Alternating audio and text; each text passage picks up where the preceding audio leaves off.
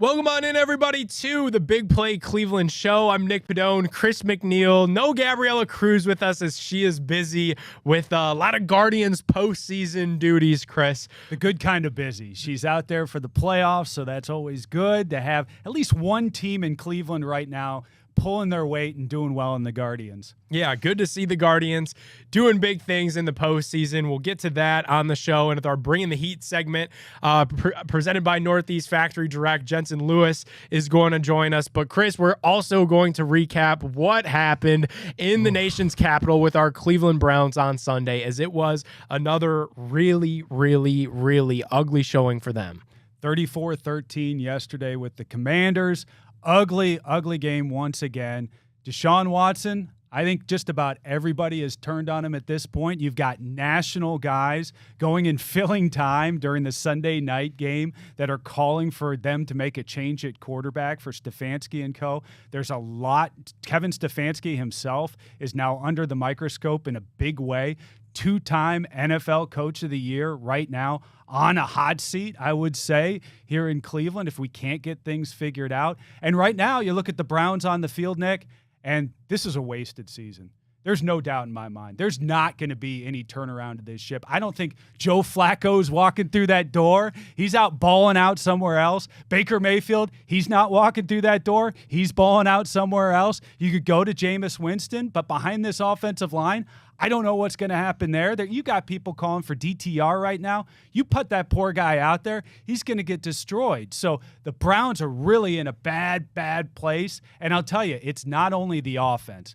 We're falling down defensively. We saw mistakes on special teams. This team is an absolute mess. Starts at the top, and we got to put a lot of guys in that front office and ownership also under that microscope. Yeah, Chris, that's the biggest thing for me, right, and Dan Orlovsky said it on ESPN this morning. He said Cleveland right now might be the worst situation, not just in the NFL, but in all of professional sports, when you figure that you owe your starting quarterback still $150 million fully guaranteed. That's hitting Deshaun Watson's bank account regardless.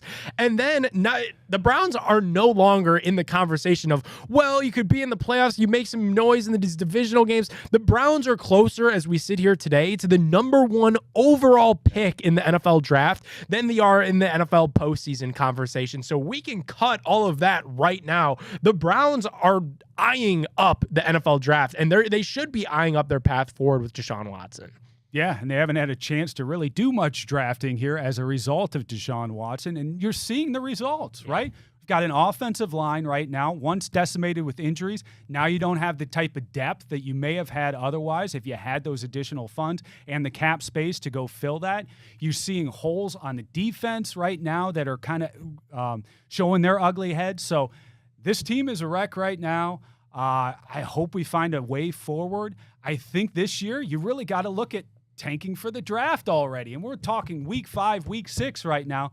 And we're already talking about the draft. That's certainly not what we expected when we started here a month ago, right? Well, we got a packed show for you guys today. We're going to bring in the athletic Zac Jackson to break down what happened on Sunday for our Cleveland Browns. What's the path forward? We're going to play a little fill in the blank as well, Chris. We'll get into some Browns. We're going to get into some Buckeyes as they are undefeated still and have a huge matchup this Saturday against Oregon. Chris, to me, though, Sunday's loss against the Washington Commanders felt like the falling of the Berlin Wall. It felt like significant that this is all over now. Deshaun Watson is not going to return to top 5 quarterback ever. It's over for Deshaun Watson in Cleveland. And now it's not about trying to figure out when they actually pull him, but really for me, what's the path forward? What rookie quarterback, because that's the only way to do it is get a rookie in here on that cheap salary. I mean, Watson right now, he's worse than Bo Nix. He's worse than Caleb Williams. All these rookies that were just selected in the first round last year, Deshaun Watson is worse than all of them. So to me, the path forward is finding a rookie quarterback, starting that carousel up again, and that all starts here in April in Cleveland, and it's going to be our Super Bowl once again. And the discouraging part is looking right across the field to Jaden Daniels and what they were doing in Washington. They've got a high-powered offense. The Browns' defense was able to stop him on a couple of occasions, but for the most part, he was able to navigate the afternoon. You saw him on the same page with his receivers. Even when he was out there and his initial read wasn't there, he was able to scramble around. He was able to make plays. We're not seeing that with Deshaun Watson. Deshaun has famously this season not been making those first reads and making those throws. And now when he's improvising, him and Amari Cooper are clearly not on the same page. We saw tight end David Njoku coming back this week. We thought that would be a big impact. It wasn't a big impact on this game. And what did we see with Joe Flacco when he was here? He'd use guys like Njoku. Now, coming off an injury, I know that that's a lot to ask right now, but we've got to ask for somebody to do something offensively for this team, because you're clearly not seeing it from the quarterback. You're also not seeing it from the running game. And a lot of people are asking, what are we doing on the offensive side of the ball with play calling right now, Nick? Yeah, I mean, and I saw a post online from Sam Sherman about the quarterback battle on Sunday of Deshaun Watson versus Jaden Daniels, and I thought that it was an interesting matchup because Jaden Daniels plays the game very similar to Deshaun Watson, except he's faster, he's stronger, he's more accurate, he's more likable, his teammates don't hate him. He's everything we thought we were getting when they traded 3 first-round picks plus more, $230 million guaranteed dollars plus more. Versus a rookie contract. Versus a rookie quarterback, and Jaden Daniels looked like he was the franchise quarterback on Sunday. Yeah, and they saw it all afternoon, and that's really discouraging as a fan. When you've invested so much money in Deshaun Watson and you see a rookie showing him up, you know, as a fan, that is something that falls on ownership here in Cleveland. And they made a big mistake, and now it's a question of where to go. Where to go, Nick? And boy, our options right now are very limited in season, and even going into the offseason, Deshaun Watson really handcuffs this organization. Alrighty, we're going to talk more Cleveland Browns with you guys. We got a packed show for you. Don't go anywhere. Zac Jackson of The Athletic right after this.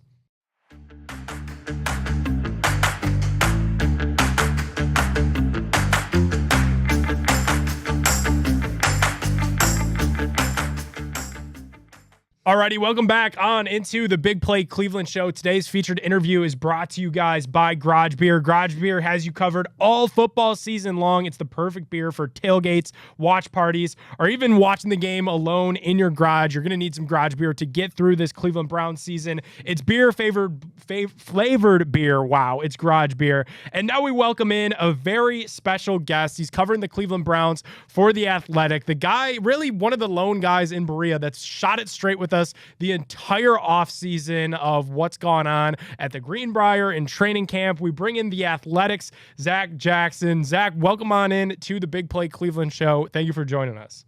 Hey, thanks for having me. What a joyous day to have me. So let's spread some cheer. Spread some cheer for sure. Let's start with the obvious, right? Kevin Stefanski said he's not changing quarterbacks. Is Stefanski even the guy that's allowed to bench him in this situation? Because I think that's kind of the question that's been asked all Monday morning. So that's a fair question. And by all rights, he should be. We all have our gut feeling that says no. But understand, and I'm really not trying to defend anyone here, understand that there's no other way that the coach can answer that in that moment, right? And maybe not today as we record this late Monday morning. I don't know, he talks in 45 minutes or an hour. He probably can't. So I don't know what's going to happen. I think that he is going to change. I think he has been forced to change, and I think it will come at some point. But in that moment, what can he say, right? And so it's just one of many things that's gone on. Kevin is not doing a good job coaching this team. That's quite obvious. And matter of fact, he's doing an F- job. But we have years of evidence that the guy can coach football, right? And that he can steady a ship. So is this the worst it's been in his 5 years? Is this fixable? Those are fair questions, and I could go on for an hour. I'll stop now. But as far as what he said 20 minutes after that game in the basement of that god-awful stadium, it's the only answer he could give at the time, Nick. So Kevin Stefanski, 2-time coach of the year, all of a sudden can't coach, it seems, this season. What's going on there?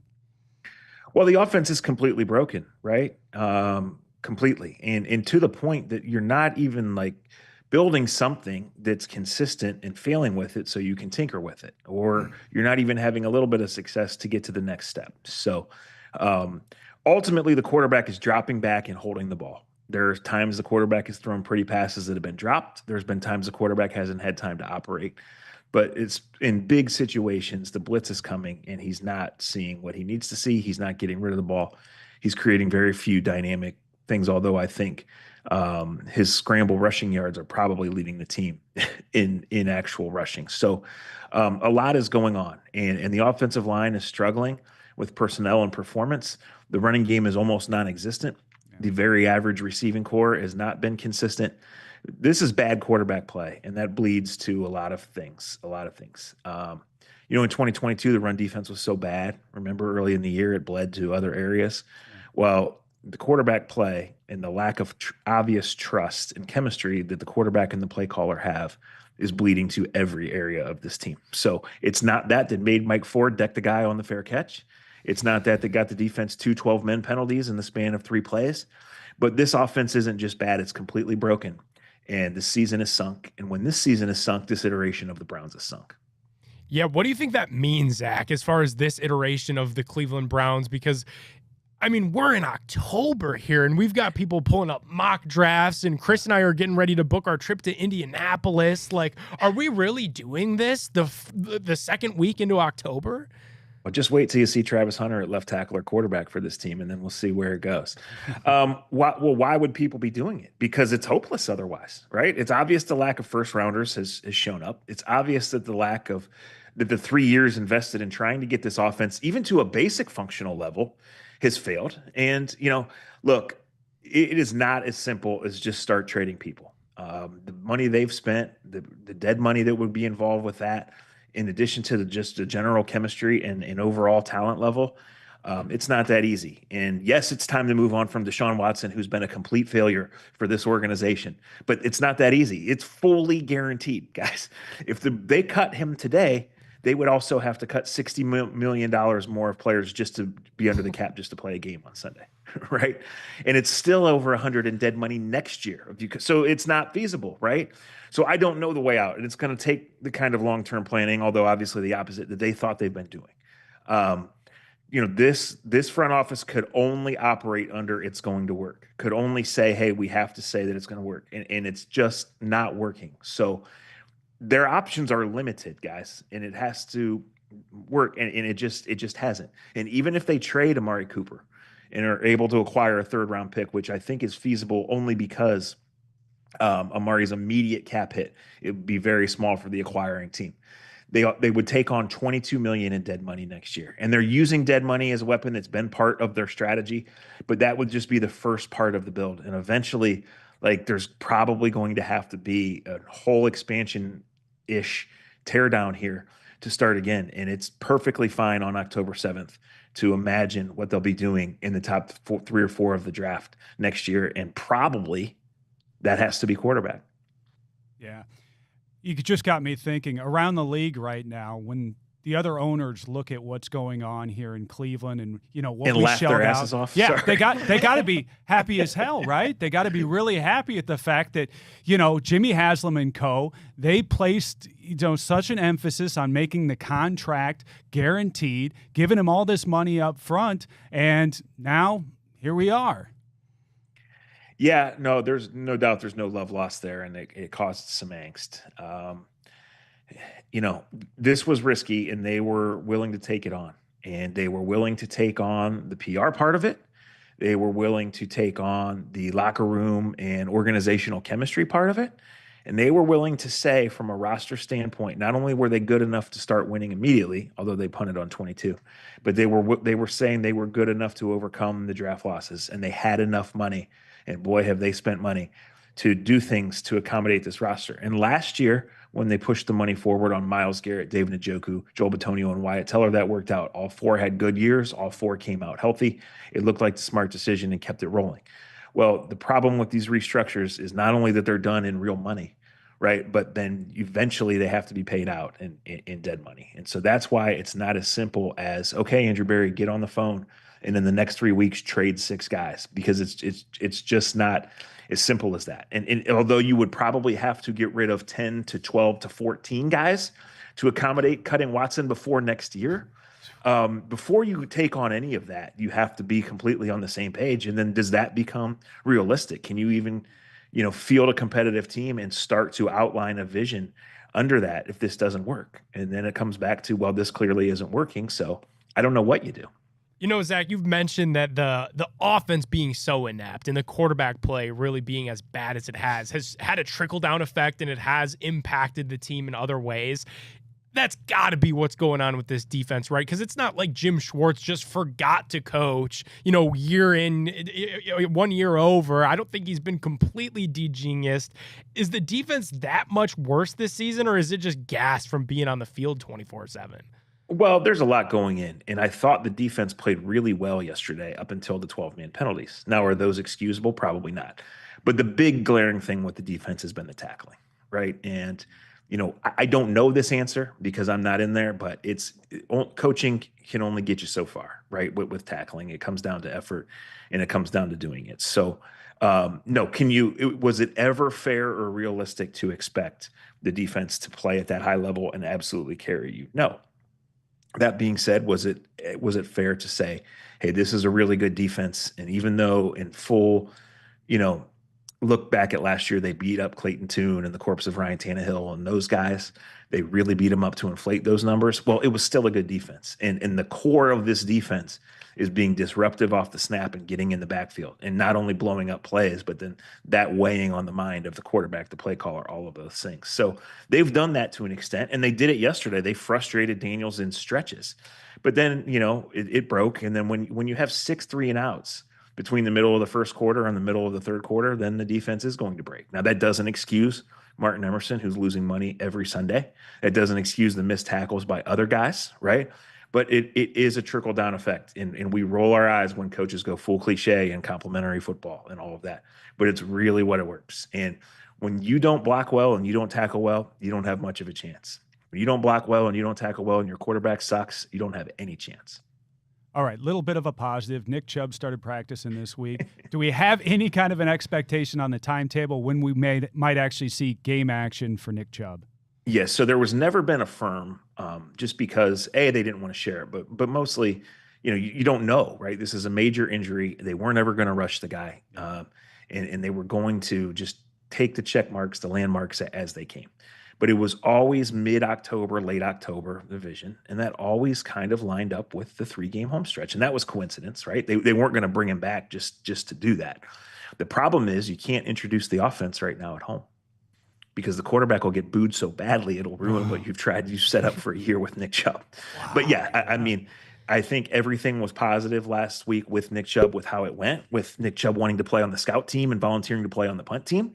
I think this week it'll be closer to a full practice. I don't expect him to play, but I don't know that. And I would say, they will activate him when they have to, which is 16 days from right now. I think they could activate him before that. But I think the Cincinnati game is probably the earliest he was ever going to play, and it might not be then. They're not going to rush it. Now, they're not going to tank the season and say he doesn't need to play. I mean, they might tank the season, right? They're not going to say he doesn't need to play because they're bad. They just were never going to put him out there.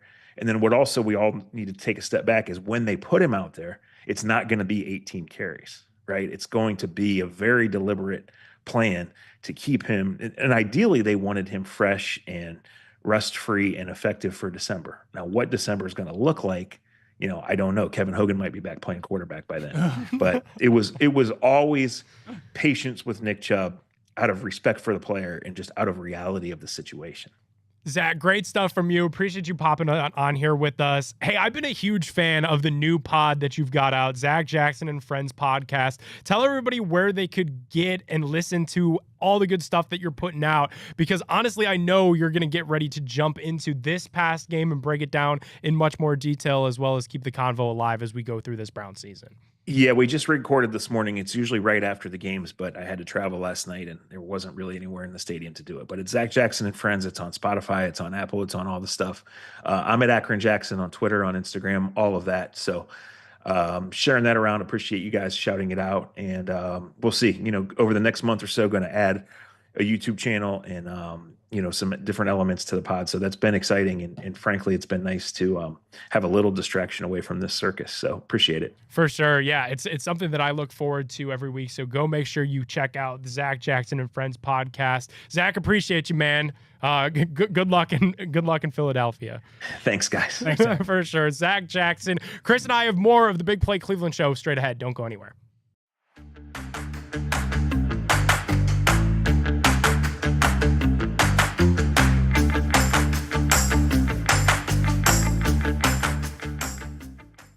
It's time to talk a little bit about the Cleveland Guardians, as we do every week in our Bring in the Heat segment, brought to you guys by our friends at Northeast Factory Direct. And Chris, I'll tell you, the silver lining of watching the Browns on Sunday is that at least I get to watch it in the comfort of my own home and my own living room that is now decked out in furniture from our guys over at Northeast Factory Direct. Guys, they have the best quality products at unbelievable prices. You can shop online anytime by going to northeastfactorydirect.com. But you gotta check them out in store. Go tell Alex that we said hello in Cleveland, Euclid, Macedonia, or North Canton.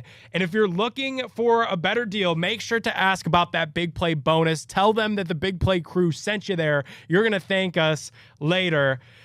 We're bringing in Jensen Lewis. Jensen, I don't know if you know this, but I parked my car outside here at Burke Lakefront Airport today, and the midges are out today for game 2. Talk to us about that game and what it was like for Joba Chamberlain and the New York Yankees to battle the bugs up there at Jacobs Field. This must be a sign, and knowing that they were so critical in game 2 and what now will go down in Cleveland sports history as one of the most bizarre moments, but perhaps the biggest series changing moment for us. You mentioned Joba Chamberlain and Mariano Rivera. Then in those times, and specifically in 2007, they were pretty much the Cade Smith, Emmanuel Clase of that time. It was game over if they had a lead after 7 innings, the way those two guys were throwing. And that game 1-0 into the 7th inning at that point, and then we got a little luck on our side with those midges giving Joba Chamberlain such a fit. We'll never forget the iconic Grady Sizemore coming home on the wild pitch and just how fired up not only he was, but the whole stadium just felt like it exploded at that point. And of course, we go on to win with Travis Hafner walking us off in extra innings. So, hey, they've been on our side. That's a unique home field advantage, and I'm thrilled that they're out. And hopefully that brings us a little more postseason magic. You talked about the midges there. How about the fans that are in the stadium? When you get to the playoffs, how much do you as players feed off of the energy from the fans? Honestly, Chris, you feel it as soon as you come out for BP, and a lot of people that want to get there early and obviously mingle with friends and family, but also to see the pomp and circumstance. There's just nothing like it. And it's another level because everyone gets up with 2 strikes every single at bat from the first inning all the way to the end of the game. I mean, it's a crescendo every single time you get towards an inflection point. And a lot of those can come early in ball games. We obviously know the late inning drama presents itself, but man, I loved hearing in game 1 and obviously game 2 when you got a sold out house and they bring it. It adds a level of adrenaline. You're already up for it, but it takes you to another level, and they deserve so much credit for the home field advantage they've had this year. At the trade deadline, we added Lane Thomas. After game 1, it looks pretty good, huh, Jensen? I love that Zach Meisel put out there on X, Lane Thomas saw all your August posts. And obviously a little tongue-in-cheek with the real trouble that he had in the first 2 to 3 weeks of his tenure. But boy, what a finish to the regular season. And it didn't waste any time, Chris. You're right. First pitch he saw, 3-run homer, part of that big 5-run first inning. And really a guy that is pretty consistent bat to ball. And you're seeing that dividend be paid in spades right now. So great to see him bounce back. I think we all internally felt that it was going to happen. It was a matter of time. But, man, in a huge moment for the club and to really put them over the top. In the event, Jensen, that this series goes 5 games, as we tape this here on Monday, the Detroit is kind of saying that it could be Tariq Skubal again in a must-win Game 5 setting. How effective will he be on short rest in the event that that's something that has to happen? Yeah, actually, Nick, it'll work out where it'll be a normal turn. So it would be 4 days with him going on Monday and then perhaps a game 5 if needed on Saturday. So he would get his normal 4-day rest in between. And that's huge for Detroit. If indeed we get to that point, no matter what, I think even if it was a Friday, he would be in the ball game at some point, if not starting that. So first things first, right? You look at trying to take advantage of a Tiger pitching staff that they don't present a lot of run scoring opportunities, and they really haven't down the stretch. So to do what that Guardian offense did in game 1, against Holton, who had not given up a run, I think, in 12 innings to that point against the Guardian offense throughout the regular season. So to take advantage of him, Reese Olson was really solid. He really stemmed the tide after that and gave AJ Hinch a lot of length that they otherwise would have had to dip deeper into that bullpen for. So again, this is postseason baseball. Runs are going to be at a premium, especially in this series. So you got to take advantage of those, few and far between, I would anticipate moving forward. Jensen, we've talked about it all season, the bullpen and being the strength of this ball club. As we are in the postseason now, what is the mentality of everybody in that bullpen as they approach games? As everybody is basically on call at just about any time. We talked about the pacing of these games and how it might work out for the Guardians, but what is the makeup of the bullpen and what's the mentality for the guys out there? Yeah, and Chris, it's a great point you underlined there about being ready literally from pitch number 1, because it is so different with the makeup and the format of postseason baseball. But as I told you guys before coming into this series, what a luxury, and for both managers, for both Stephen Vogt and AJ Hinch, to have the off day in between game 1 and 2, and then again between game 2 and game 3. You can really air out your big guns in back-to-back games, if not in game 3 as well. So a unique situation for this LDS setup. It tells you that Major League Baseball a little afraid of going up against the NFL with all 4 games on a Sunday. So either way, you take advantage where you can, and this will benefit both clubs. Jensen, before we get you out of here, I'm going to hit you with our direct question of the week presented by Northeast Factory Direct. Just how surprised were you to see Terry Francona sign with the Cincinnati Reds this week? When I saw that news come across my phone, I had to make sure that it wasn't a prank. I had to make sure that it wasn't like a fake Jeff Passan account and that it was actually real. Terry Francona is the new manager of the Cincinnati Reds. Wild. It's an understatement. Wild to see him back. It was a very short 8 months of retirement for Tito. But as I told you guys too, I think he had to know health-wise that he was able to get back on his feet and be able to go through the grind of a regular season. And what many Reds fans will hope now is a ticket to the postseason. But I think also a commitment from ownership and from the front office that we're going to do some things my way, and there's some personnel changes probably coming to get to where those agreements and those compromises were. So to have a 3-year deal, option for 4, I think it gives you a pretty good window into he feels that not only he can do it individually, but he likes the makeup of the club and knows that in his mind, they're probably very close with a couple of changes to getting back to October. Jensen, before we get you out of here, we've been the only Cleveland show that has been talking Vanderbilt football since the beginning of the season. Am I wrong there, right? And just tell us a little bit about how good you felt over their huge victory over Alabama this weekend. Gotta feel good for you. Where are you at this morning? It's still euphoria seeing the images down Broadway, and shout out to all the Vanderbilt students who did not allow anything to get in their way, taking those goalposts downtown and parading it the 3+ miles from campus. I think it's right in line with all the text messages I was getting and sending out when Vandy baseball won their first national championship. All of us alums and obviously there at the first year of Tim Corbin, building the program into what it was. I think that was probably the most exciting for me because we had a hand in it. But to see him slay the dragon, of course, the biggest win in Vanderbilt football history. And to see Clark Lee do it, I mean, I love that they played the Nick Saban soundbite. The easiest place to play is Nashville and Vanderbilt. Man, it's a troll of all time. I mean, Chris, you do it well against other people and other places. this one's right up there, man. But boy, oh boy, I would have given anything to have been there on Saturday night just to see them and hear the fight song being played into the wee hours of the morning.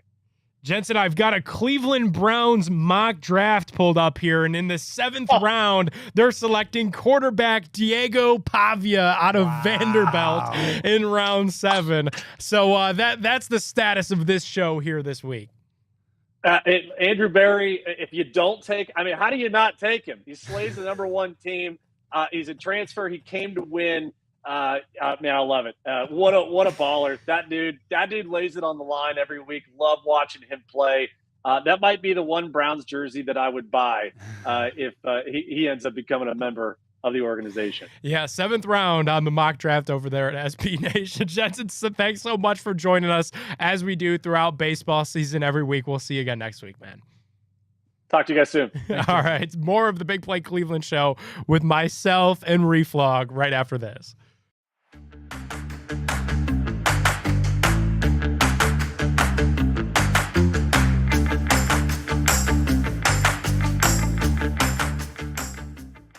Welcome on back into the Big Play Cleveland show. And Chris, while we might not be feeling that great about the Cleveland Browns, we can at least be feeling a little bit better about ourselves because of Affinity Whole Health. Yeah, and thanks to Affinity Whole Health, I certainly am. You know, I was a real skeptic going into this about their programs and about what I'd be going through their custom program for me. And I'll tell you, it's been nothing short of fantastic. I have absolutely energy that is off the chart right now. Even after a big Browns loss like we had once again yesterday, I'm still feeling the energy with the family, with the kids, to go watch a movie, to go enjoy the time with them. And that's all due to Affinity Whole Health. And the other thing, the brain fog. If you get to my age, you start getting brain fog, and it makes life day in, day out very difficult. Affinity Whole Health can help with that, and they have certainly helped me. They've got locations in Columbus. They've got locations in Cleveland, which is fantastic if you're traveling, and it's great for me down there in Columbus. So Affinity Whole Health, providing expert guidance and support to help you safely reach your health goals as they have with me. So don't wait any longer. Check them out. AffinityWholeHealth.com. Set up your free consultation with them today. Let's jump into some fill in the blank here, Chris. Between Deshaun Watson, Kevin Stefanski, and Andrew Berry, who will be the last man standing in Cleveland? That's a tough question. I went back and forth on this one. I think ownership really likes Andrew Berry, and I think they're married to Andrew Berry. I think although contractually we're very much married to Deshaun Watson as well, as you documented very well earlier in the show, I think there may be a way that we can get out of that while paying a whole lot and taking the cap penalties. I think there's a way we can move on there. And with Stefanski, we know the way things go in the NFL. We have a bad season, the coach is always the first to go. So I think Andrew Berry is going to be the last one standing out of those three. It's just so interesting to me when you look at this, because elsewhere around the league, your head coach and your GM, week in and week out, try to put the best product on the field, the best 11 from each side of the ball on the field to win football games. In Cleveland, that's not the case. The head coach and the GM have to constantly work to make sure ownership, to make sure the chief strategy officer is happy and content with what's going on. And that's why I think we see Kevin Stefanski come out and say that we're sticking with Deshaun Watson. I don't think if you gave Kevin Stefanski some truth serum, if you hooked him up to one of those lie detectors, I think he'd rather have Joe Flacco. I think he'd rather have Baker Mayfield than Deshaun Watson out there as a starting quarterback. I absolutely agree. And you saw Joe Flacco running his offense, and that's what he wanted. That's been the ultimate goal for Stefanski and for this regime, and you don't see it with Deshaun Watson. Yeah, and I really think, Chris, that they forced all of this on Kevin Stefanski. The Deshaun Watson thing, I think they forced on him. The Ken Dorsey thing. You've got a 2-time coach of the year now, and we've seen him be a good head coach. We've seen this offense work. Currently, right now, the offense is averaging 3.2 yards per play. Chris, that's the worst in the NFL, not just this year, not just last year, since 2016. That means that Deshaun Kaiser and the 0-16 Cleveland Browns had a better offense than what we've seen through 5 weeks in Cleveland. That's just not going to hold up. That's incredible. Alrighty, let's jump into the Browns player I trust the most right now is blank. Bojorquez. Go punter on this one, baby. You know, yesterday, Deshaun Watson passed for just over 100 yards. Bojorquez, over 300 yards punting yesterday. So that guy is a workhorse right now. We got to start looking at load management for our punter, I think. He's been the most consistent guy there for the Browns. So going to go Bojorquez on this one, Nick. Yeah. He has been Mr. Consistent. Back are the days where our special teamers are the ones that we're pulling for, and that's why Josh Cribbs belongs Shout out Josh in the Cribbs. Pro Football Hall of Fame. The Browns beat the Eagles this week. If blank, the Philadelphia Eagles coming off a bye week, they're going to have Devontae Smith, A.J. Brown likely back for this matchup. Joe Thomas comes out of retirement and he plays on the offensive line. Prime Bernie Kosar comes and steps foot in that locker room. And Bill Belichick comes back to coach this team. Then I think we beat the Eagles, and I think we beat them by a couple of touchdowns. We're going to step aside. More of the Big Play Cleveland Show. We're talking Buckeyes right after this.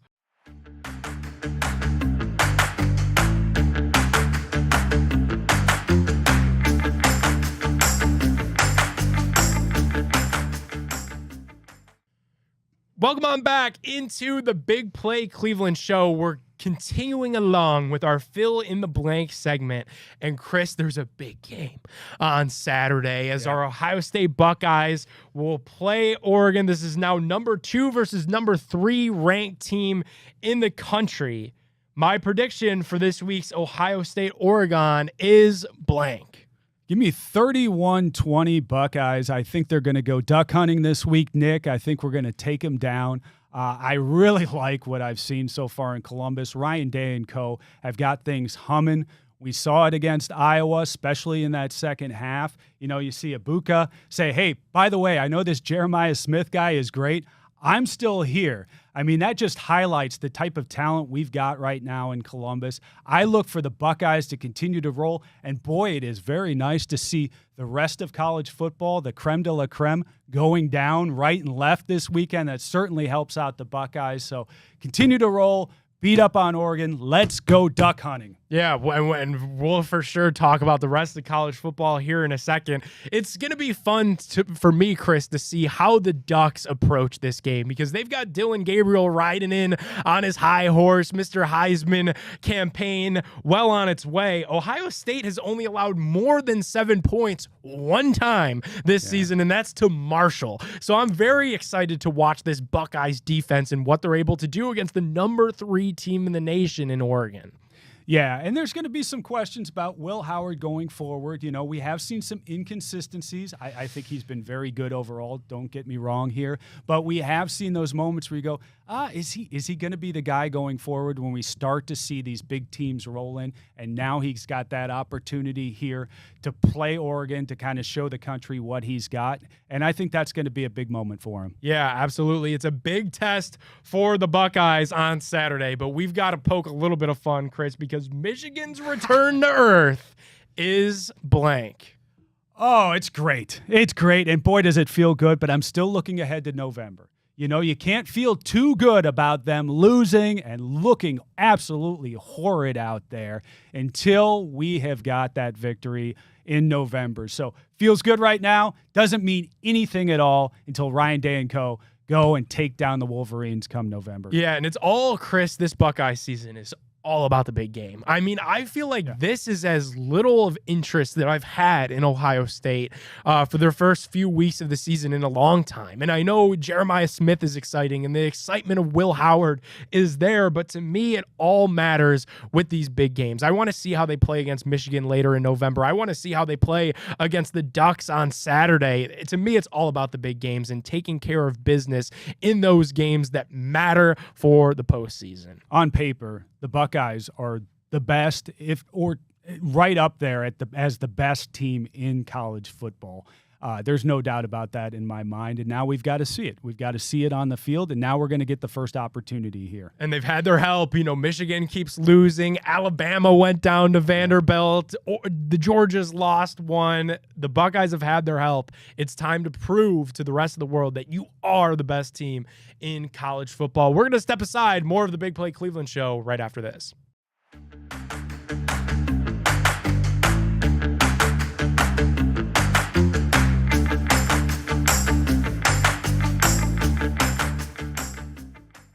Welcome on back into the Big Play Cleveland Show. Chris, the Guardians postseason opener was a ton of fun. I don't think you could have asked for a better start to the playoffs than what the Guardians did in Game 1. How cool was that for you to see? Yeah, absolutely, especially taking it to them right off the bat there. You got everything that this team was about. You got to see it in that game. You've got to see some of the offense. You got to see the passion of the players. You got to see pickups like Lane Thomas coming through for us. And it just felt good because you go in against the Tigers, against a division rival. You've got a lot of anxiety as a fan. You get to see that kind of relieved right off the bat, and you get that playoff euphoria. Now, hopefully, we can continue that and keep that up through this series. Yeah, big time. And obviously, we're taping this show on Monday, so good luck to the Guardians as they navigate the rest of this series against the Tigers. Chris, you watch some of the rest of these baseball division series across the league, NL side and AL side. The Guardians look like they have the makeup to compete with any of these teams. All of these teams are flawed in their own different ways. You know, even the Los Angeles Dodgers, who boasted this entire season and offseason of the acquisition of Shohei Ohtani, they come out and dominate Game 1 and then get it handed to them in Game 2. The San Diego Padres tied that thing up because LA's starting pitching is a little weird. So all of these teams have holes. The Guards have an opportunity here. Yeah, and with that bullpen, we're going to be in every game here in the playoffs. And you look for that bullpen to continue to be the strength of this team. And I think that really sets you up well for the playoffs.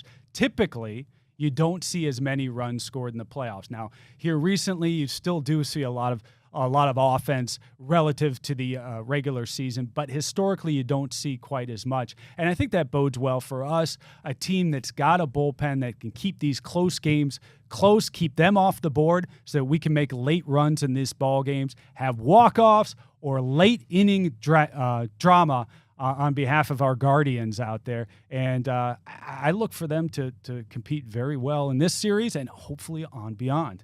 Chris, you know we got to do it to wrap the show. I need a Browns score prediction from you for Browns versus Eagles on Sunday at the Link out there in Philadelphia. Give me Eagles 24. Browns are going to score 21 in this game. Wow. How about that offensive explosion from our Cleveland Browns? Come up just a bit short, 24-21 Eagles. So for those of you keeping score at home, that is Chris's first time that he's picked against the Cleveland Browns all year. So pretty much in a couple of years now. They've broken you. Yeah, absolutely. So kind of the reverse jinx right now. Maybe the Browns get it done. Maybe we turn it all around and, Nick, then we're back, right? I hope so, man, because as much as it feels like this season is lost, and it truly does. I mean, you're sitting here today at 1-4. Yeah. The only way that you can shake the odor of what has happened throughout the first 5 weeks of the NFL season is to start winning games. And it's going to take a lot of guys looking at themselves in the mirror and saying, what more can I do? Because we know for a fact there's not going to be any big sweeping changes that happen right now. The NFL trade deadline is still about a month away. Right now, it's all going to come down to effort. On paper, print out the Browns roster. Way. The effort is going the wrong way right now. That was the least effort I've seen out of this Cleveland Browns team all season on Sunday. Print out the Browns roster. Print out the Eagles roster.